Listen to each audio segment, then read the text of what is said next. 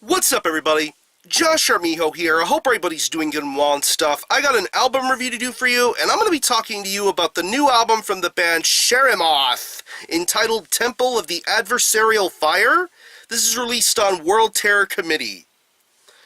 Now, if you're not too familiar with this band, they are based out of Egersund, Norway, and the best way to describe the sound of this band would be a very traditional, blackened, Sumerian mythology-influenced style of death metal.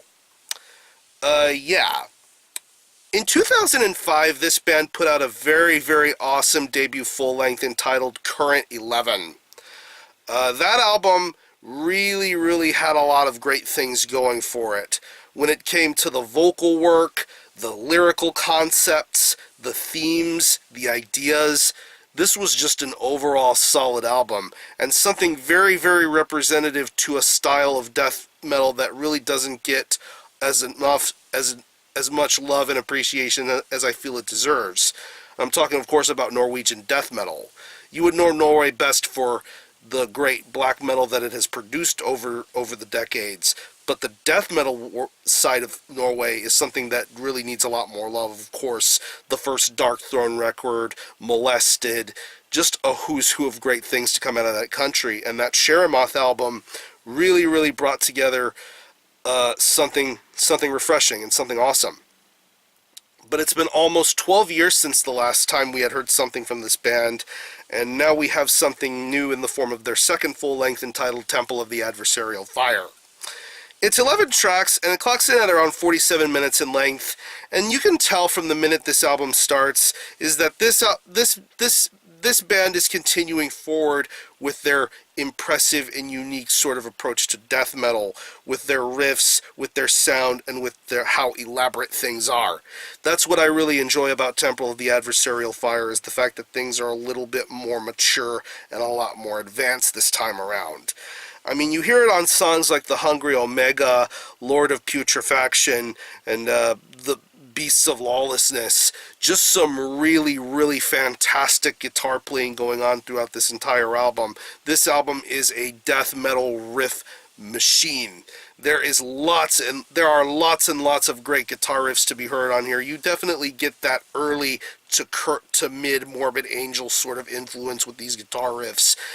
It really sounds fantastic. It definitely has that almost unorthodox sort of approach going for it, but I really like the fact that they go that kind of route with these guitar riffs. It's really, really a joy to listen to.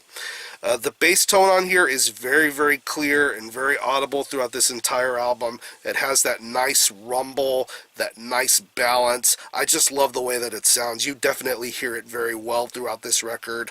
It definitely blends in perfectly with these guitar riffs that you hear throughout this entire record. The drumming on here is very awesome. I love the double bass work. I love the foot play being done with the double bass. I love the blasts. I love the general sense of intelligence being presented with this drum performance, especially for some of the more elaborate, lengthy sort of songs on here, because there's quite a few lengthy tracks to be heard on here, like, once again, going back to Lord of Putrefaction, Faceless Queen of Bloodstained Dreams.